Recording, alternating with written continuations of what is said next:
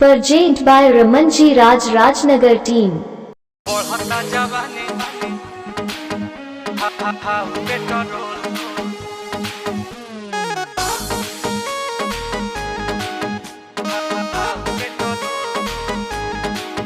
के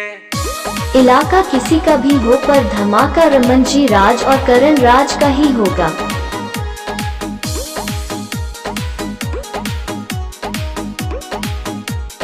तो हर सबका से देने न दियाई होई जेकरा भी मालू है पाई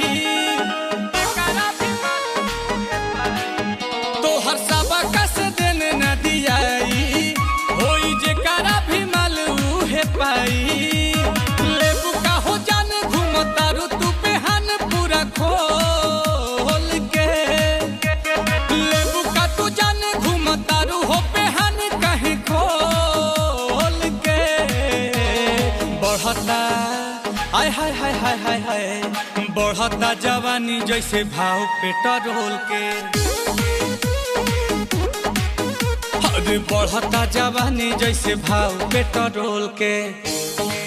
इलाका किसी का भी हो पर धमाका डीजे रमन जी राज राजनगर वाला का ही होगा।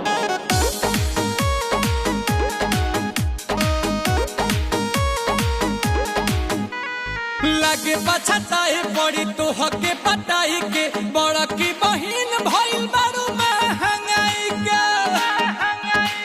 अभी आप सुन रहे हैं रमन जी राज राजनगर टीम की शानदार प्रस्तुति। बड़ा की बहिन भइल बारू महंगाई के कि कद हमारे ही नाम तेल टंकी ढेर पीछे न घुमाव बुझी मंकी देखी के चिचिस होला माथा पे चिस बेबी डॉल के देखी के चिचिस होला माथा पे चिस बेबी डॉल के बढ़ता ओए होए होए होए होए होए बढ़ता जवानी जैसे भाव पेट्रोल के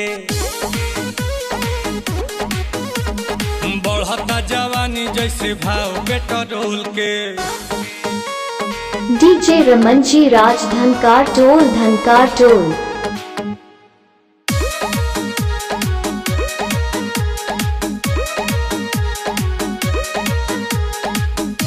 मिक्स बाय रमन जी राज।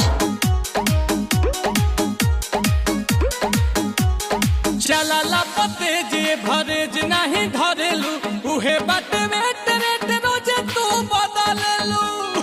ना पुहे बा आ गंदी छा बढ़ता चला लापते जे भरेज नहीं धरेलू उहे बाटे वेट रेट रोज डीजे रमन जी राज धनकार टोल। महंगा